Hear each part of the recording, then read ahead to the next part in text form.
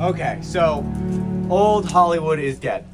And I think we all know by now it's not coming back.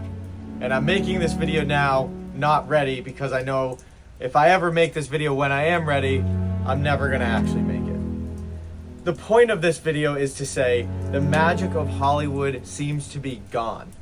And the movie magic that we all had experienced when we were growing up as kids just isn't there anymore. And I'm wondering where it went. And the reason it's gone is because the creatives that built Hollywood, they left, leaving a shell of what we thought it was. And so we've sank our entire lives on hoping that the industry, some sort of industry that used to be, would be the one to bring that creative spark back. And it's just not gonna be the same.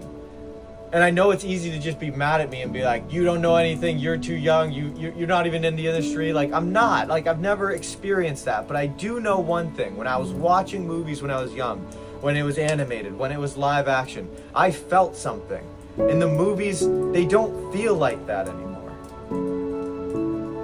They are built to sell tickets, not to gain a perspective. The movies like The Godfather and Back to the Future and all of these like really elaborate ideas from sci-fi to documentary, like there was a soul to them. But now movies are treated as content and there is no life in it anymore. And so the way that we win this back is the creatives that left get to create again. And that doesn't mean that it has to be under the guise of a studio.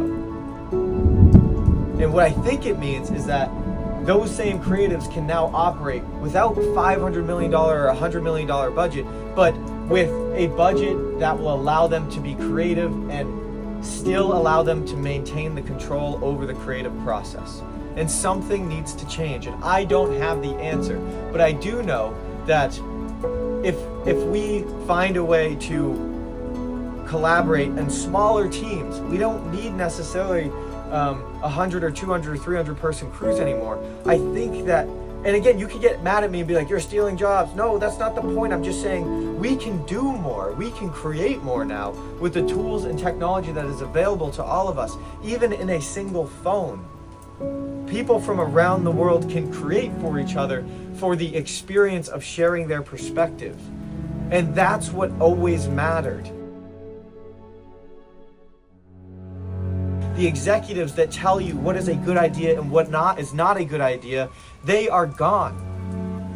Because the distribution platform is now not hidden away. We have the access to share the stories that we want to share with people we want to share them with. And all this comes down to is the future of the creative industries, the entertainment industries, comes down to the people who want to make. The small teams with a big vision. Artists on the music front or video front. Like, let's take all of our skill sets and collaborate under smaller teams and create bigger visions. And this is all technically possible in this day and age. But we need to flip the script and understand that it's going to happen in a different way than it ever has before. And that's exciting. And with all this talk about AI taking our jobs and taking all of these things, the one thing to do is to create in the real world again, where we can experience things and be with each other.